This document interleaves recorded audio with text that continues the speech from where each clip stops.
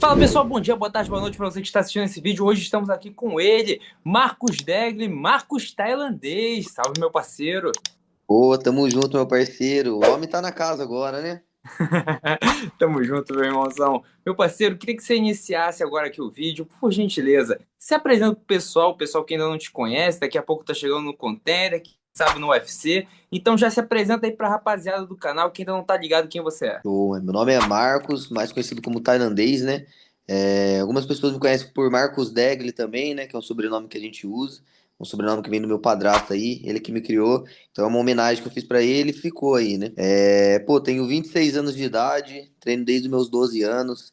Já são aí 16 anos na caminhada. E tamo aí na missão, né? Meu irmão, vamos falar um pouquinho agora da sua carreira no geral.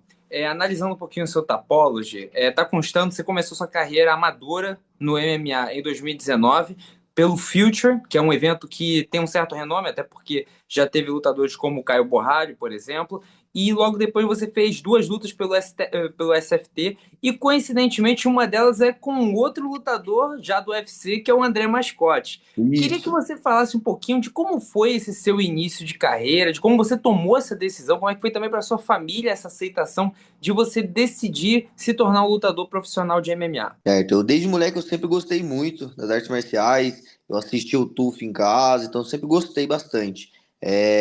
Aí com uns 12 anos eu comecei no Muay Thai, onde eu conheci o Cris, né, o mestre Christian Nogueira, e eles sempre falavam pra mim que eu tinha um estilo pro MMA, mas eu iniciei no Muay Thai ali, com 3 meses de treino ele levou pra fazer minha primeira luta, e aí eu fiz acho que 16 lutas de Muay Thai, então pô, rodei bastante no Muay Thai, e aí com os 14 anos eu comecei o Jiu-Jitsu, porque os mestres falavam que eu tinha uma postura pro MMA, que eu levava jeito pro MMA, então eu comecei a migrar a partir dos 14 anos que eu comecei o Jiu-Jitsu. Daí fui fazendo luta de Jiu, luta de Muay Thai, fui variando bastante aí, né, pra pegar bastante bagagem. Como eu comecei cedo, eu tinha tempo pra fazer isso, né, pra construir aí uma jornada. E aí comecei a fazer o MMA amador.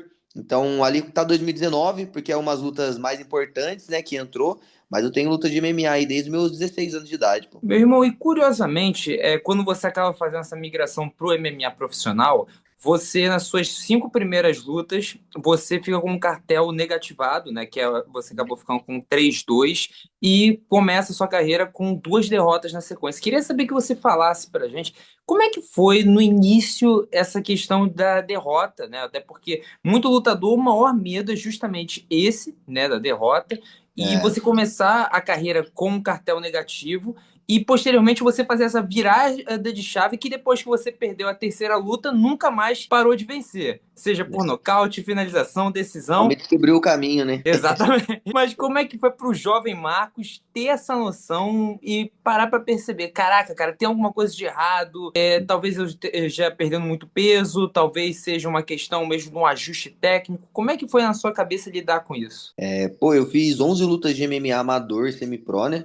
Então, eu ficava perturbando o mestre Cris, pô, mestre, quero tirar no profissional, e ficava atazanando ele. E, pô, 11 lutas amadoras já era bastante, né? Só que quando eu iniciei no profissional, eu acho que eu ainda não tava com uma mentalidade ainda de atleta profissional. Então, eu era muito explosivo. Como eu tava vindo de 10 vitórias seguidas no amador, na minha estreia no profissional, eu já peguei o Davi Black, ele lutou com o Contender, perdeu até, né? E qual que foi o detalhe? Eu vi que era mais controle emocional, porque eu já fazia 3 treinos no dia. Aí depois que eu perdi pro Davi Black, eu fui fazer minha segunda luta, eu perdi. Aí eu comecei a aumentar a quantidade de treinos. Então eu fazia 4, quase 5 treinos no dia. Aí quando eu coloquei uma vitória, que até não tem no meu Sherdog, era pra mim ser 15-3, né? Foi contra Jefferson Monstrinho. Eu venci essa luta e não colocaram a minha vitória lá porque falaram que foi uma joelhada ilegal. Sendo que me deram a vitória lá, eu finalizei ele depois da joelhada. Então, tipo, teve vários fatores lá, mas não subiram minha luta. E aí, pô, se fosse um cara que tivesse uma mentalidade fraca, ele ia falar, pô, perdi minhas duas primeiras. A terceira que eu ganho não entra pro Sherdog. Eu acho que é, pô, um sinal de Deus pra mim não continuar nisso, né? Só que eu sempre fui um cara muito determinado. Eu sempre, tudo que eu começo fazendo, eu quero ser o melhor naquilo. E eu não deixei isso abalar. Continuei fazendo, aí eu ganhei duas lutas, e aí foi onde eu perdi pro Lipe Detona, né? E essa acho que foi uma das derrotas mais importantes da minha carreira, porque foi onde eu vi o detalhe que eu pecava ali. Porque eu tinha batido nele 2 rounds e fui cair num triângulo no terceiro round, bobo, coisa que eu nem fazia. Então eu vi que ali não era mais treino. Eu ia, pô, por 6 treinos no dia, não tinha nem como fazer isso, né? E eu vi que era um fator emocional. Eu não tinha um controle emocional ali. Eu explodia primeiro, segundo round, às vezes cansava no terceiro. E aí, quando eu vi isso, eu comecei a fazer um acompanhamento com a psicóloga, um mentor, que até então eu tinha aquele preconceito, né? Falava, pô, não sou louco, não preciso fazer, passar no psicólogo. E aí, depois que eu comecei a passar, eu vi que eu descobri os gatilhos meus ali. Às vezes queria chegar para acabar com a luta logo, aí eu não conseguia, isso me atrapalhava. Então eu comecei a trabalhar essa parte do psicológico e eu vi que o mental ali foi a coisa mais. E essa luta pro Lip foi o que fez eu mudar isso. E até mesmo que eu falava assim, 80% corpo, 20% cabeça. Hoje eu já penso ao contrário, para mim é 80% cabeça e 20% corpo, entendeu? Eu vejo que se minha cabeça estiver boa e eu não tiver feito o melhor treinamento, eu consigo desenvolver. Agora, se eu tiver com a cabeça ruim e fiz tudo que eu podia fazer nos treinos, eu não consigo conduzir. Então, o que vai mandar é a mente, né? E eu vi que isso aí era o que eu pecava. E detalhe, essa luta, muita gente não tá ligado, o Felipe, ele foi lutador do UFC, uma luta duríssima também, um lutador duríssimo, duríssimo. Então, também, porque tem muita gente que não conhece, tem gente que só fica acompanhando numerado e só card principal, então não fica muito ligado em alguns lutadores. Mas o É, Lipe é doido, pô, o bicho casca é duro, grossa. cara. Moleque, gente fina demais. Gente fina E eu demais, falo, a mano. derrota pra ele foi uma vitória na minha carreira, você acredita? Porque foi onde eu mais aprendi aí. E logo depois conseguiu implementar uma grande sequência de vitórias em diversos campeonatos e com isso recebeu o convite da LFA, que hoje em dia o LFA é o maior exportador de lutadores para o UFC. Quando você recebeu esse convite para ir para o LFA, você já acreditava que você se tornaria, de certa forma, até, pode se colocar assim, talvez, uma lenda, um dos grandes nomes da história recente do LFA, e você já pensava que seria uma grande porta de entrada para você conseguir uma oportunidade, como você veio conseguir agora no Contender? Ah, já, né? A gente sempre foi lutando vários eventos. Sempre que eu me ranqueava bem, aí ia vir um cinturão pra mim, mas aí também veio a oportunidade de lutar um evento melhor. E a gente sempre optou em ir pro evento melhor, né? E foi subindo escadinha por escadinha. E quando veio a oportunidade do LFA, pô, foi algo que a gente queria muito, porque a gente sabia que é um evento que passa muito atleta pro UFC, e é um evento bem visível, que paga bem, que tem um tratamento diferente com o atleta, né? Então, quando a gente recebeu essa oportunidade, a gente ficou muito feliz. Porque acho que é algo que todo lutador de MMA profissional quer fazer, entendeu? Porque é um evento que vai classificar ele para um contender, UFC.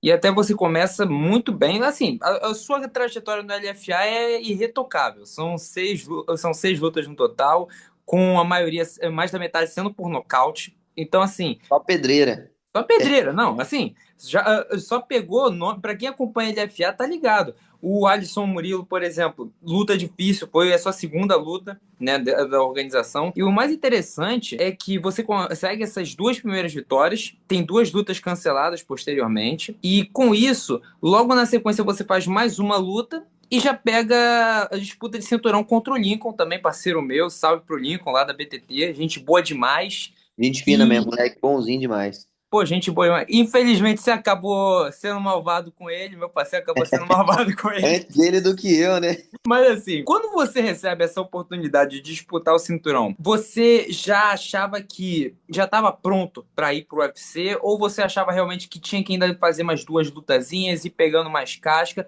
para conseguir essa oportunidade que posteriormente você veio a ter? Porque assim, muita gente no LFA, alguns se tornam campeões, por exemplo, esse final de semana o Rich Miranda, que acabou lutando contra o Mano Mito, que acabou perdendo, mas foi um cara que foi campeão por um bom tempo do LFA, um lutador assim, extraordinário. Foi estreia dele no UFC agora contra o Mano. Exatamente, estreia dele e já com uma pedreira. E fez assim uma luta que ele conseguiu ir para decisão com o Mano Mito, que é um cara que tem uma mão pesada. E ele é um cara que ele ficou um bom tempo no LFA, mas tem outros exemplos de lutadores que não ficaram tanto tempo e já receberam esse convite para ir para o UFC. Você achava que já estava pronto ou realmente achava que tinha que ficar mais um tempinho, tudo? Até porque você sempre fez um marketing muito grande, a gente já vai abordar posteriormente essa questão do marketing, mas você sempre fez uma certa pressão nas redes sociais pedindo um convite, uma oportunidade pelo Sim. UFC. Cara, eu, desde a primeira luta lá no LFA, que foi contra o Hugo Paiva, eu já queria estar no UFC, já queria ter essa luta, essa oportunidade. Então, a gente já sentia que quando eu ganhei essa luta, a gente já falou, pô, vamos assinar. A gente já tava com essa expectativa desde a primeira luta do LFA. E aí não veio. Daí uma segunda luta, pô, expectativa lá em cima. Aí não veio, e terceira, e assim foi indo. Mas eu acredito que Deus prepara tudo certinho, velho. Às vezes, o atleta ele é muito ansioso, né? A gente tem pressa, a gente quer as coisas na hora. Eu vejo que hoje eu tô numa fase que eu não me via desse jeito naquela época. Hoje, de fato, eu tô pronto. Naquela época eu achava que eu tava pronto, mas eu não tava, eu ainda tava engrenando. Então foi importante essas lutas no LFA pra mim pegar uma casca, pra mim chegar lá bem e pronto, entendeu? Então isso foi muito importante. Deus me ensinou a ter paciência, né? Que acho que é o principal ali. Porque senão eu já tinha lutado no UFC antes, já nem estaria mais lá. Foi o que aconteceu com vários caras que eu já lutei. O Lipe Detona é um caso. Pô, entrou, já saiu. E o meu mestre Cris sempre falou, ele falou, mano, calma. Eu falo, mano, os caras entrando, velho, pô, eu já lutei com esses caras e não tô lá. E o Cris falava, mano, calma, porque às vezes os caras entram e já sai. Às vezes você vai chegar, os caras já até saiu, porque não tava pronto, pegou a luta, tipo, às pressas, tá ligado? Então acho que essa pausa, essa calma, fez eu ficar mais pronto pra me chegar e permanecer, entendeu? Que eu acho que é o ponto principal ali. E de toda forma, você acabou fazendo, então, no início desse ano, a sua segunda defesa de cinturão, né? Completando um total de 3 cinturões pelo LFA. E recebeu, né? Agora, recentemente, lançaram o álbum de figurinhas do LFA. Tá É. aqui, ó. Ó, Vamos ver se vai focar. Aqui, ó. o Marcos meu tá aqui Neg. também, tive que comprar um. Falei, não posso ficar sem, fiquei Recebeu a feliz moral demais, dele. porque me deram uma moral do caramba lá. Também, Pô, pô, sempre procurei lutar. Eu ganhei o título, defendi 2 vezes em menos de 12 meses, pô. Ninguém faz sim, isso lá. Pô, o Chapolin sentou no cinturão lá e ficou esperando. sim, E eu querendo sim. luta, desafiando todo mundo, e tava pronto pra qualquer um. Então acho que isso os caras vê, né? E sem contar, a maioria das organizações, infelizmente, por exemplo, o UFC é uma organização que está sofrendo muito com isso, da questão dos campeões que não querem lutar, querem sentar em cima do cinturão. E, por exemplo, quando a gente tem lutadores como o Merab, na época de campeão, que chegou a fazer, se eu não me engano, 4 lutas valendo cinturão no ano, isso é uma coisa Pensa, insana, insana. Que a cada hoje. 2 meses. Exato, exato. Ou seja, e isso era uma coisa que era muito mais comum antigamente, de terem campeões que estavam se dispondo toda hora a querer lutar, a querer mostrar que eram os melhores. E hoje em dia, infelizmente, tem muitas categorias que sofrem com isso, de lutadores que não querem lutar, muitos até inventam lesão. Isso até informação, não posso dizer quem, mas fica inventando lesão, tá certo? Para não poder lutar. Então, infelizmente, é uma realidade. E você se mostrou muito ativo, recebeu essa homenagem por parte do LFA. E como você encarou isso na época quando teve esse anúncio? Até o Mestre Christian chegou a fazer publicações nas redes sociais, tudo mostrando o novo álbum de figurinhas. Como é que você se sentiu? Se você já sabia ou se ficou sabendo na hora que foi lançado? Cara, eu não sabia. Na hora que eu vi o post lá, eu achei massa demais. Pô, ainda mais passando na Copa do Mundo agora, todo mundo falando de álbum. Pô, foi uma jogada de marketing deles absurda. E eu fiquei feliz de eu estar incluído nesse álbum, entendeu? Eu me senti especial pra eles e percebi que eles acreditam em mim, tá ligado? Falei, mano, olha pra você ver, os caras já me colocou como uma grande promessa ali, porque eles sabem que eu vou ser um cara diferente. Então, na hora que eu vi aquilo lá, pra mim foi muito bom, velho. Bem, mas agora, assim, esperamos, né, no caso, que a LFA é coisa do passado. Daqui a pouco tem contender. E você vai enfrentar um cara. Deu mais lá. Ela falou, mano, não é que eu não quero que você luta mais no meu evento, mas eu quero voos maiores pra você. Ele tava falando isso, eu fazia 2 lutas atrás já. Ele não aguentava mais ver minha cara lá no LFA. Não, e não só isso. Eu acho isso muito bacana da LFA, que eles se dispõem a ser uma organização a qual ela exporta lutadores para o UFC. E isso é uma É, coisa muito bacana porque tem muita organização que tem uma certa vaidade de não reconhecer também que o UFC é o top 1 do mercado, é o que os grandes lutadores sonham, entende? Eu posso pegar o exemplo, por exemplo, de ligas como a ACA, por exemplo, da Rússia, que ela já publicamente já falaram, os donos do ACA já falaram publicamente que o lutador que ficar falando que tem o sonho de ir pro UFC vai ser cortado porque eles querem priorizar a liga deles. Não que eles estejam errados, mas a LFA ter essa sensibilidade com os seus atletas de não, a gente tá aqui, tudo, vamos fazer o cara lutar, vamos fazer o cara ser campeão, mas também se tiver oportunidade, vamos abraçar. Tanto que eles são os primeiros a fazer post no Instagram quando tem lutador é. ex-LFA, eles vão lá e colocam. Quando, agora teve o Contender Series nessa terça-feira. E eles chegaram e já fizeram a postagem do menino que era do LFA, agora me fugiu o nome do. Caraca, agora era um americano, não me recordo agora o nome dele. É o americano da última luta, não? Não, acho que foi da segunda luta, se eu não estou enganado. Da primeira, não, a primeira luta, que tinha um nome meio diferente, agora eu não estou me recordando. Que ele fez uma lutaça, na minha visão, uma lutaça e conseguiu o contrato. E eles foram os primeiros a Eu chegar. sei qual que é. Tem meio uma cara de russo, uma barbinha lá. Ele tem um nome alemão, ele tem um Eu sei. sobrenome alemão. Por isso que eu não tô.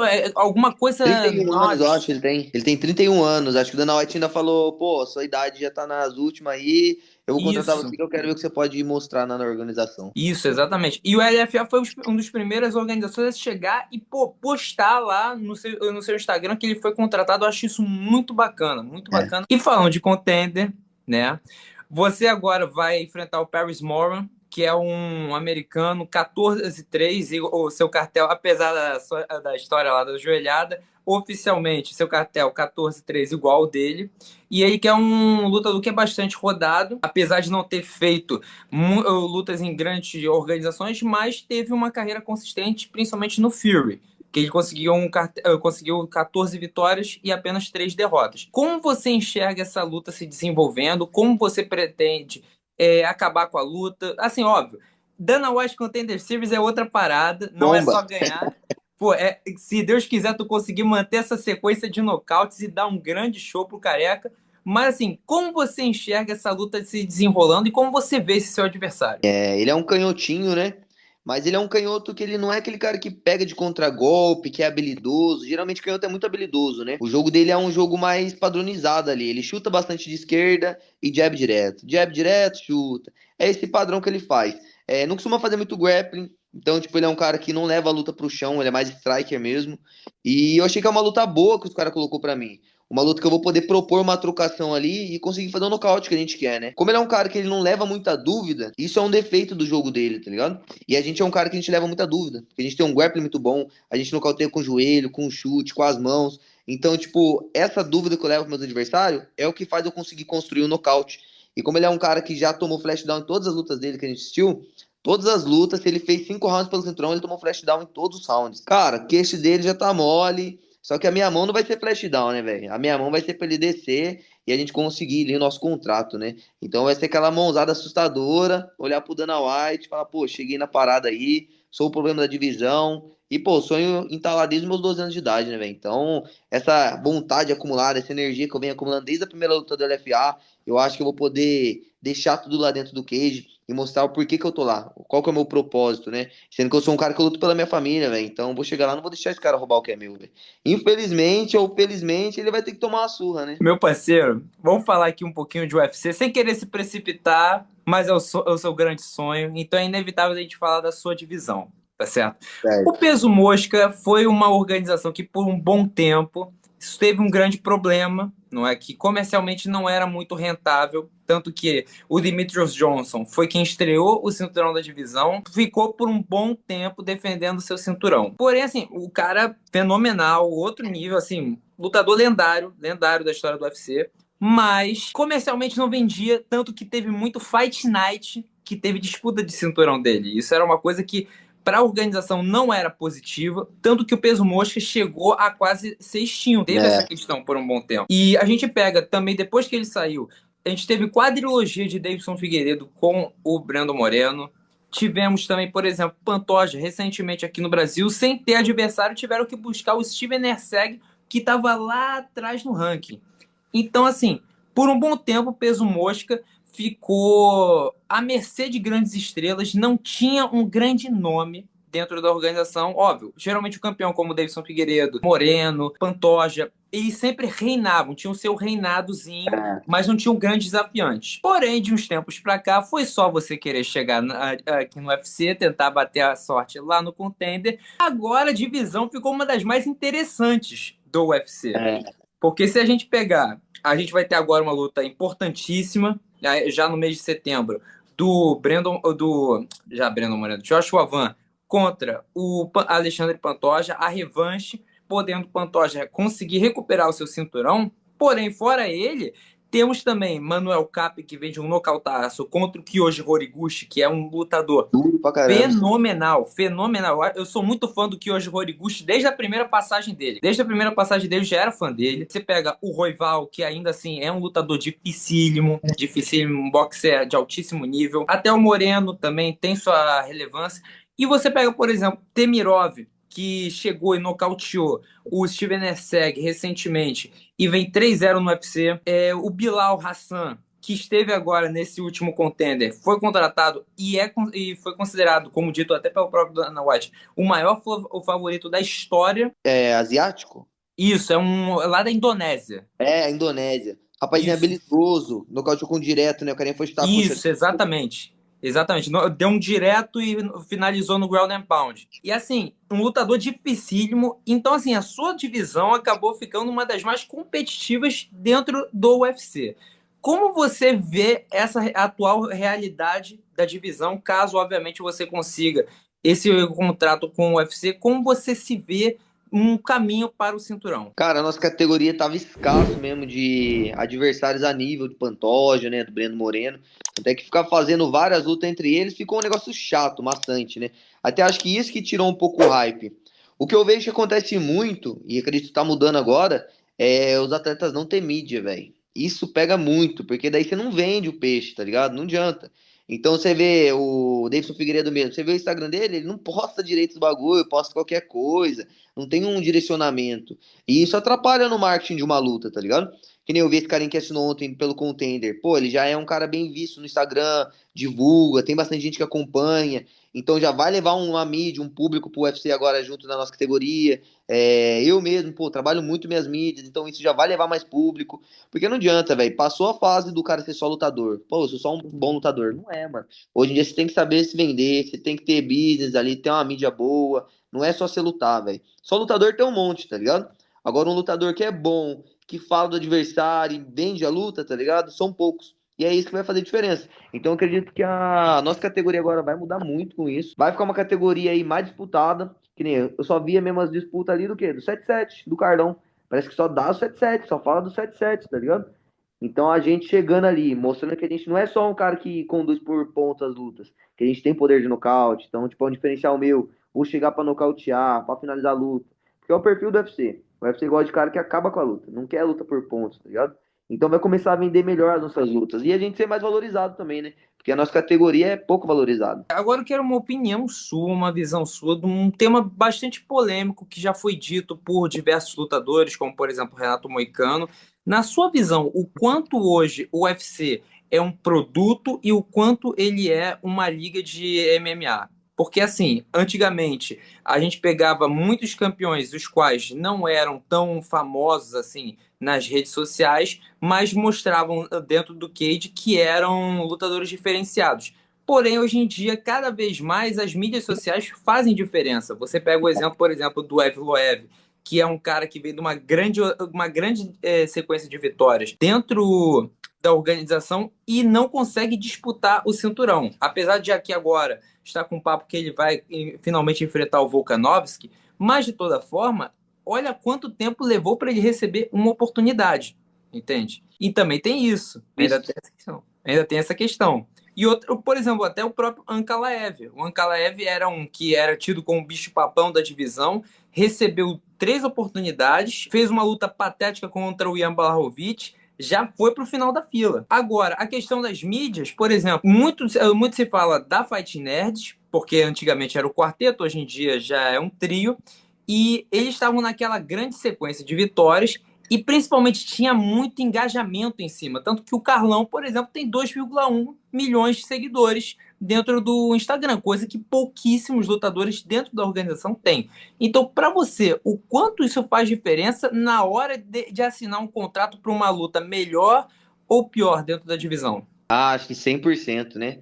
Pô, você tendo uma mídia ali bem visível, você entregar conteúdo pro público, ver que você tem seguidores, pessoas que realmente acompanham, torcem por você, eu acho que isso faz diferença na hora de fechar um contrato, até mesmo pra você ser visto. Tem muito cara dentro do UFC que você nem conhece, você nunca viu.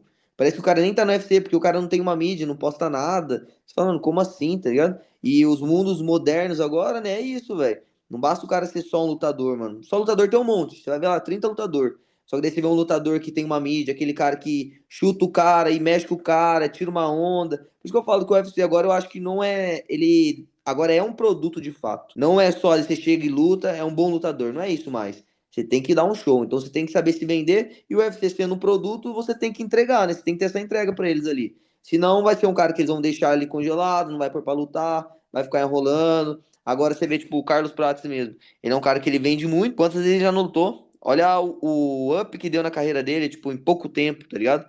Tudo isso porque pela mídia, ele soube usar a mídia dele a favor, pô, dele fumar o cigarrinho dele, ele realmente é assim. Ele soube usar isso a favor. E é isso, é você entender o seu perfil, você ver qual que é a sua entrega e usar isso a seu favor, né? E eu vejo que muito lutador não tem isso, não procura investir no pessoal que faz a mídia pra eles. Pô, se eu já não sei, você vai ter que pagar pra alguém que saiba fazer, entendeu? Os caras não investem nessas coisas e aí vai perdendo as oportunidades, porque oportunidade é isso. A Fight Nerd soube aproveitar isso. Trabalhou muita mídia lá pra ter o hype grandioso que teve, né? E assim, sem contar isso tudo, vamos lembrar assim num fator que é importante, que para muita gente tem preconceito com derrota dentro do cartel.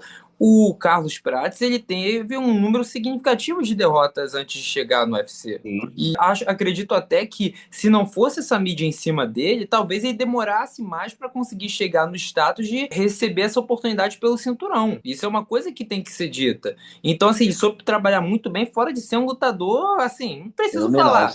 Não preciso falar o que é o Carlos Prates. Mostrou o trampo, né? E é isso que eles Sim, querem, não adianta. exatamente, cara. Exatamente. Cara, quem faz o que ele fez com o Jack Della Madalena, cara, é o que a organização pede, é o que a organização implora pra ter, cara. É o que a organização implora pra ter. Alguém que chega lá depois e sacaneia os outros. Cara, o Carlos é assim, é a representação do que um atleta hoje em dia tem que ser para o UFC. E você também segue os passos do Carlos, no sentido de que, não tô dizendo que você fuma seu cigarrinho, nem nada não, mas Tô fora.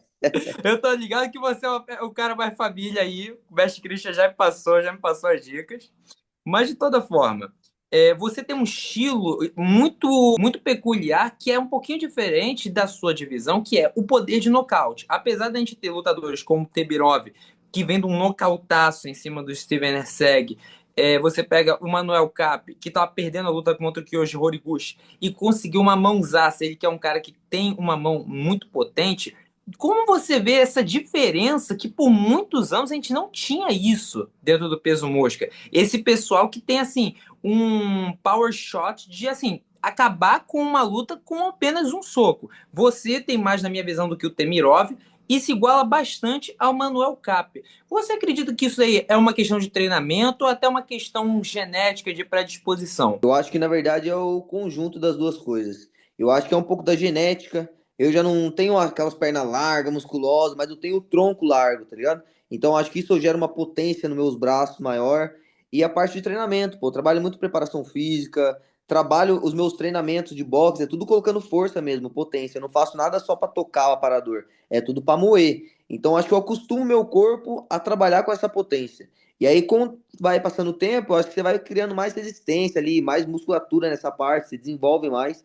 E aí você consegue ter nocautes assim que, tipo, pô, você não vê na categoria nossa o cara acertando uma mão, o cara desligando. Tipo, desligando mesmo, não tomando um flash down. Um flash down você pode achar uma mão ali no tempo certo e pegar. Mas aquela mão que desliga mesmo, eu acho que é o diferencial de alguns atletas, tá ligado? E no caso, pô, eu trabalho muito isso.